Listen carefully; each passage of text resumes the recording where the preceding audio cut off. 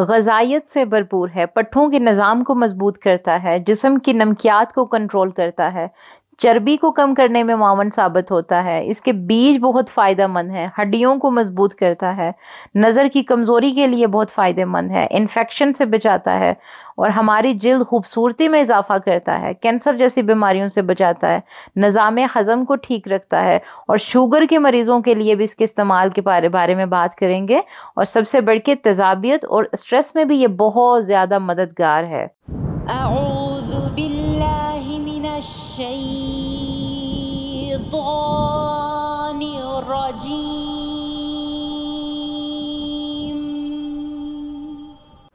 बिस्मिल्लाहिर रहमानिर रहीम। अस्सलामु अलैकुम वरहमतुल्लाहि वबरकातुहू। उम्मीद और दुआ है कि आप सब सेहत और ईमान की बेहतरीन हालतों में होंगे। अल्हम्दुलिल्लाह। ये मेरे साथ साथ जो है आपके लिए भी अमल की बात है कि नहीं, हमने अपनी सेहत का बहुत ख्याल रखना है क्योंकि हमारी ज़िंदगी बहुत कीमती है। अल्लाह सुब्हाना व तआला ने हमें बेमकसद पैदा नहीं किया और हमने गौर फ़िक्र करना है इस बात पे कि हमारी ज़िंदगी का मकसद क्या है। क्या सिर्फ हाय हाय करना, बीमार हो जाना, थोड़ा सा काम किया थक के बैठ जाना, या फिर हमने अपने मकसद हयात को पहचानने की कोशिश की है। अल्लाह सुब्हाना व तआला ने हमें बेमकसद पैदा नहीं किया, तो इसका भी हमने ख्याल रखना है। तो आज हम जो हैं वो तिब पे जिस फल के बारे में बात करने लगे हैं, सबसे पहले तो जब आप उसका नाम सुनेंगे तो आप दिल से आपके एक खुशी की लहर उठेगी कि हाँ, ये मुझे बहुत पसंद है। अल्हम्दुलिल्लाह। और देखें, ये फल जिसे जिसे भी पसंद है उन्हें ये सुनकर और खुशी होती है कि अल्हम्दुलिल्लाह सुम्मा अल्हम्दुलिल्लाह कि ये हमारे प्यारे नबी सल्लल्लाहु अलैहि वसल्लम के भी पसंदीदा फलों में से था। और अगर हम इसमें हदीस में देखें तो इब्ने माजा तिरमिज़ी में जो है इसकी हदीस मिलती है कि जिसमें नबी सल्लल्लाहु अलैहि वसल्लम ज़्यादा पकी हुई खजूरों के साथ तरबूज खाया करते थे, सुभान अल्लाह। और फरमाया करते थे कि इसकी गर्मी को इसकी ठंडक मार देती है और इसकी ठंडक को इसकी गर्मी मार देती है। यानी कि देखें कि ये दोनों तरह से जो है कितना फ़ायदेमंद है। इसके फ़वाइद पे भी इंशाल्लाह हम आगे बात करेंगे। और अगर हम मुहद्दिसीन के मुशाहिदात पे बात करें तो अक्सर मुहद्दिसीन ने बयान किया है कि नबी सल्लल्लाहु अलैहि वसल्लम फलों में अंगूर और तरबूज बहुत पसंद करते थे और इसे खाने के बहुत सारे फ़वाइद हैं।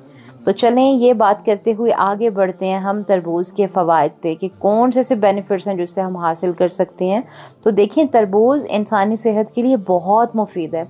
गर्मियों के मौसम में आने वाला ये फल, जैसे कि गर्मियाँ बिल्कुल शुरू में हैं, आ रही हैं, कई जगहों पर ये खबर भी मिलती है कि अब जो है गर्मियाँ बहुत जो हैं वो बढ़ रही हैं। कई जगहों पर तो एसी भी ऑन हो चुकी हैं। तो देखें कि आगे से रमज़ानुल मुबारक भी आ रहा है, तो ये चीज़ें अगर हम अभी से ही अपनी ज़िंदगी में अमल में लाने की कोशिश करेंगे तो हम इनसे बहुत बेहतरीन तरीके से फ़ायदे हासिल कर सकते हैं। तो तरबूज़ की बात करें तो गर्मी के मौसम में सबसे बड़ा मसला क्या होता है? डिहाइड्रेशन है, लेकिन तरबूज़ इस मसले से निपटने में हमें मदद करता है। इस फल में 92% पानी जो मौजूद होता है, जिसकी वजह से जिस्म को मुनासिब मिकदार में हाइड्रेशन मिलती है और आप कई तरह की जिस्मानी मसाइल से महफूज रहते हैं। अगर हम मज़ीद इस पे बात करें तो देखें कि ये जो फल है ये शक्ल के एतबार से ज़ाहिरी बात है गोल है, लंबोतरा होता है और इसके अगर रंग की बात करें तो सब्ज़ होता है। और कई जगहों पर जो है, अगर हम पंजाबी की बात करें तो इसमें हम इसे हिंदुआना भी कहते हैं, कुछ है को हटा दें तो दवाना भी इसे बोलते हैं। तो तरबूज़ फलों में बहुत नहायत उम्दा फ़ायदे जो हैं वो इंसान को मुहैया करने वाला फल है। और अगर हम इसके फ़वाइद की बात करें तो देखें इसके बेशुमार फ़ायदे हैं।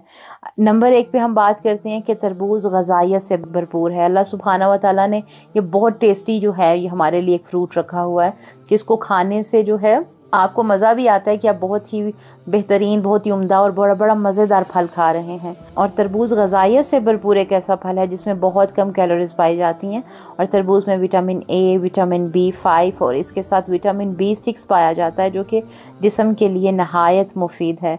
और दूसरे नंबर पर इसके फ़ायदों की बात करें तो तरबूज़ पट्ठों के निज़ाम को मजबूत बनाने में बहुत जो है फ़ायदेमंद है। फिर ये जिस्म की नमकियात को कंट्रोल करता है।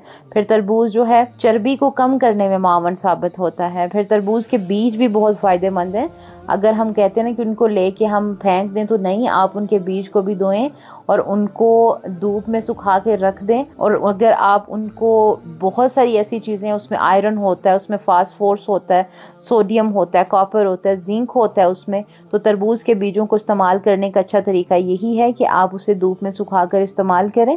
और तरबूज के बीजों में जो है प्रोटीन भी वाफर मिकदार में पाया जाता है। जो लोग अलहदा से प्रोटीन नहीं ले सकते हैं, ठीक है, होता है ना जब आप जिम कर रहे होते हो या एक्सरसाइज कर रहे होते हो, आपको प्रोटीन चाहिए होता है, तो आप क्या करें, आप इससे भी मदद ले सकते हैं कि आप इनके बीजों का इस्तेमाल कर सकते हैं पाउडर फॉर्म में बनाकर अगर आप रखते हैं। तो तरबूज का जो इस्तेमाल है ये हड्डियों को मजबूत करने में भी फ़ायदा देता है। इससे आपकी बोन्स जो है वो स्ट्रॉन्ग रहते हैं। फिर तरबूज की बात करें तो देखें, हम बहुत सी अद्वियात खाते हैं आँखों के लिए कि हमारी बीनाई ठीक हो जाए, तो आँखों के लिए भी ये बहुत ज़्यादा मुफीद है। फिर अगर तरबूज का इस्तेमाल इन्फेक्शन के लिए किया जाए तो यह हमें बहुत सारी हमारे जिस्म में जो इन्फेक्शन पैदा हो जाते हैं उससे हमें बचाता है। तो बजाय इसके कि हमें कोई इन्फेक्शन हो जाए फिर हम मेडिसन लें, फिर हम कोई एंटीबायोटिक लें, तो इससे बेहतर क्या है कि आप पहले से ही नेचर पे आएँ, फितरत पर आएँ, तो इन तमाम चीज़ों से हम बच सकते हैं। फिर तरबूज खाने से देखें कि जो बड़ी मज़े की बात है कि हम तरह तरह की क्रीमें यूज़ करते हैं रंग गोरा करने की, जिल्द को नरम व मुलायम करने की। तो अल्लाह सुब्हाना व तआला ने तो इतने सारे फ़ायदे जो हैं इन कुदरती चीज़ों में रखे हुए हैं कि तरबूज खाने से खूबसूरती में इजाफ़ा होता है। कि तरबूज ये आपको तरोताज़ा रखता है, आपकी जिल्द नरम रहती है, मुलायम रहती है, ठीक है, आप तरोताज़ा शादाब नज़र आते हैं आप लोग। तो तरबूज में विटामिन ए और विटामिन सी की मौजूदगी जिस्म और बालों की सेहत के लिए भी बेहद मुफीद है। फिर आगे इसके बेनिफिट पे बात करें तो ये कैंसर जैसी बीमारियों से हिफाजत करता है। तो अल्लाह सुब्हाना व तआला हम सबको इन बीमारियों से बचाए। लेकिन अल्लाह ताला हमने हमारे लिए पहले से ही बेहतरीन जो है इंतज़ाम करके रखे हैं कि फ़ितरत पर रहोगे तो काफ़ी सारी चीज़ों से बचे रहोगे। हम फ़ितरत से हटते हैं तो बहुत सारी जो हैं बीमारियाँ और बलाएँ हम पर हावी हो जाती हैं। तो अभी से ही अपनी ज़िंदगी में जो है इन चीज़ों को हमने आहिस्ता आहिस्ता अगर शामिल नहीं किया, अगर नहीं पता था, तो अब शामिल करने की कोशिश करनी है। फिर अगर तरबूज की बात करें तो ये निज़ाम हाज़मा को भी बेहतर बनाता है। इस पर भी जो है आप अगर देखें कि तरबूज में पानी की मिकदार बहुत ज़्यादा होती है जो कि आपके निज़ाम हाज़मा को बेहतर बनाने में मुफीद साबित होती है। और तरबूज में मौजूद फ़ाइबर भी हाज़मे के निज़ाम की कारकर्दगी बढ़ाता है। इसके साथ ये कब्ज़ को रोकथाम में भी जो है ये मदद देता है।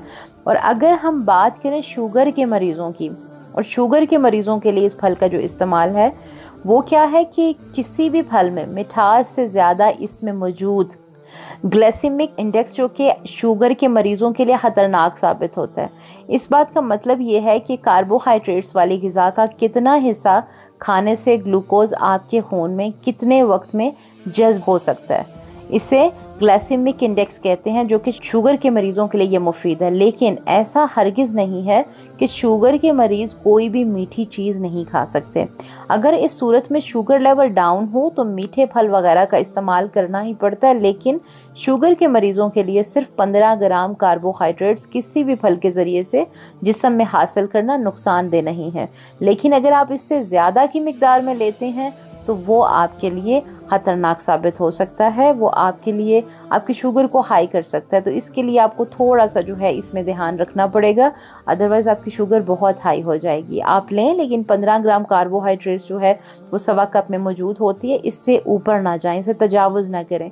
और इन अमराज के लिए वरना ये ठीक नहीं है, क्योंकि तरबूज में मैंने बताया ना कि ये जो ग्लाइसेमिक इंडेक्स मौजूद होता है तो वो क्या होता है कि ये लोड बहुत कम होता है। इसलिए अगर सवा कप के करीब ही शुगर के मरीज़ तरबूज खाएं तो ये इनकी सेहत के लिए काबिल जो है ये मंजूर है, कबूल है कि वो इतना खा सकते हैं।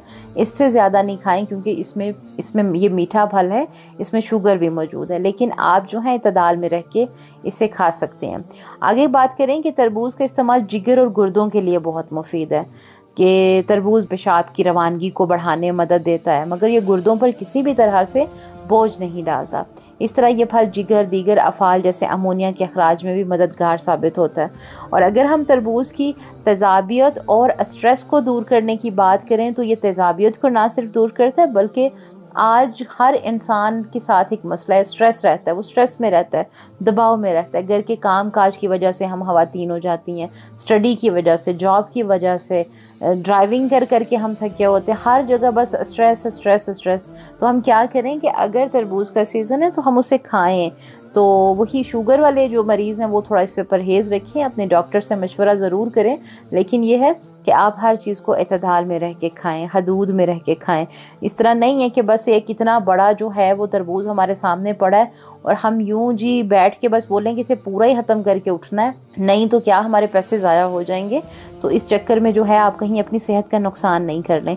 तो ये जो थी इसके बेनिफिट्स पे हमने बात की है। अल्लाह ताला से दुआ है कि अल्लाह सुब्हानहू व तआला हमें भरपूर तरीके से जो है इससे फ़ायदा उठाने वाला बनाए। अपने बच्चों की तरफ ध्यान दें, अपने ऊपर ध्यान दें। क्यों? क्योंकि हम सब बहुत कीमती हैं, आप बहुत कीमती हैं, हमारे बच्चे बहुत कीमती हैं, हमारे अहलो अयाल वाले बहुत कीमती हैं। वो इसलिए क्योंकि हम उम्मत मुस्लिमा के बच्चे हैं, उम्मत मुस्लिमा का हम असासा हैं और हमने गौर व फिक्र करना है कि हमने अपनी नस्लों पर भी काम करना है और अपनी सेहतों का भी ख्याल रखना है। मत सोचें कि मेरा कोई ख्याल रखेगा या मेरा कोई ख्याल नहीं रख रहा। अगर आपको अपनी फ़िक्र खुद नहीं है तो आपकी कोई भी इंसान फ़िक्र नहीं कर सकता, ना आपका बेटा, ना आपकी बेटी, ना आपके माँ, ना आपके बाप। ठीक है, एक लिहाज से माँ बाप का रिश्ता होता है, लेकिन जो फ़िक्र आपने अपनी खुद करनी है वो आपने खुद ही करनी है। क्योंकि जब आप उम्र के थोड़े से हिस्से से आगे बढ़ते हैं तो माँ बाप भी हर वक्त आपके सर पर नहीं होते कि आपकी लुक आफ्टर कर रहे हों। तो अपनी सेहत का खुद ख्याल रखें। अल्लाह ताला से दुआ है कि अल्लाह सुब्हानहू व तआला हमें गौर व फिक्र करने वाला और सुन्नतों के साथ जुड़ने वाला बनाए और हमें बेहतरीन तरीके से ज़िंदगी को गुजारने वाला बनाए। अपना बहुत ख्याल रखिएगा। इंशाल्लाह नेक्स्ट टॉपिक के साथ मिलेंगे। तब तक के लिए आप तरबूज लेके आएँ और उसे खाएँ और दिल की गहराइयों से एक लफ्ज़ अदा करें जो कि रहमतें भी हैं, बरकतें भी हैं, जिसके बेशुमार जो हैं आपके लिए फ़ायदे ही फ़ायदे हैं। वो क्या है? अल्हम्दुलिल्लाह, अल्हम्दुलिल्लाह, अल्हम्दुलिल्लाह, अल्हम्दुलिल्लाहि रब्बिल आलमीन। दिल की गहराइयों से अल्लाह ताला का शुक्र अदा करें। अल्लाह ताला हम सब से राज़ी हों। आमीन अल्लाहुम्मा आमीन। जज़ाकिल्लाह खैरन कसीर। अस्सलामु अलैकुम व रहमतुल्लाहि व बरकातुहू।